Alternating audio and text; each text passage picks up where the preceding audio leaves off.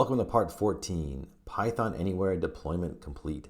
So that wraps up our deployment on Python Anywhere, our free deployment option. So one thing that you'll have to do in order to keep the app up and running is to reload the app or to extend its expiry.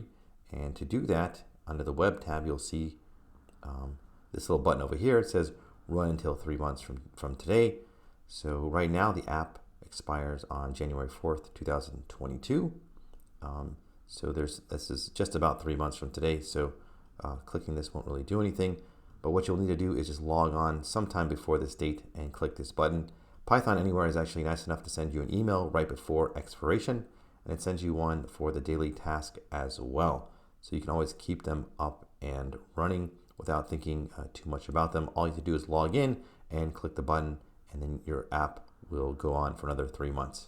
Okay, so hope you enjoyed, getting your app up and running for the world to see using a free option like Python Anywhere. We're next going to go into a paid option, but give you more control and provide you with an environment that's a little bit more like a real world scenario if you had a bigger application. And we will deploy our application on an Ubuntu server using a company called Vultr.